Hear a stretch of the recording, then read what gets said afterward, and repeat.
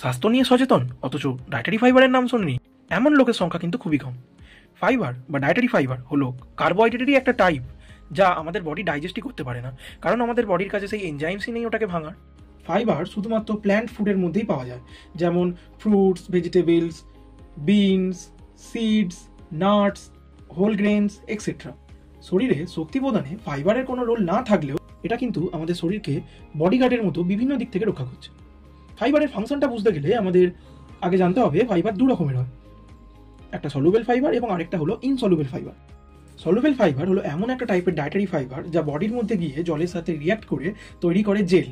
এই জেল নিউট্রিয়েন্টগুলোকে সে সহজে অ্যাবজর্ব হতে দেয় না বডিতে, তো যার ফলে বডির কোলেস্টেরল পরিমাণকে কমাতে সাহায্য করে।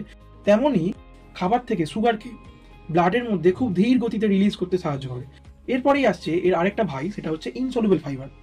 তো ইনসলুবেল ফাইবার এ জলে গলে না এবং এর কাজটা অনেকটা হচ্ছে ঠেলা। সলুবেল ফাইবার খাওয়ার পরে যে মন্ড তৈরি হয় বা যে জেল ফর্মেশনটা হয় পেটের মধ্যে, সেটাকে আস্তে আস্তে করে ও ঠেলতে থাকে যাতে সহজে খাবারটা আমাদের বডি থেকে বেরিয়ে যেতে পারে।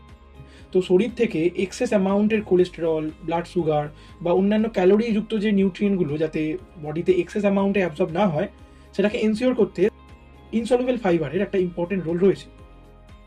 অ্যাকর্ডিং টু ইউএসডিএ প্রতিদিন নর্মালি 25 থেকে 30 গ্রাম পর্যন্ত ডায়েটারি ফাইবার আমাদের ডায়েটের মধ্যে রাখা যেতে পারে। তবে প্রত্যেকটা কন্ডিশনে কিন্তু এক্সেস অ্যামাউন্টে ডায়েটারি ফাইবার আমরা খেতে পারি না। বেশ কিছু কন্ডিশন, যেমন গ্যাস্ট্রো ইন্টেস্টিনাল যে কন্ডিশন, জিআই ট্র্যাক্টের ইনফ্ল্যামেশন বা পেপটিক আলসার, ডায়রিয়া হয়েছে, এমন কন্ডিশনে কিন্তু ডায়েটারি ফাইবার এক্সেস অ্যামাউন্টে খাওয়া যায় না। আবার সেক্ষেত্রে কিন্তু সলুবেল ফাইবারের একটা ইম্পর্টেন্ট রোল থাকতে পারে।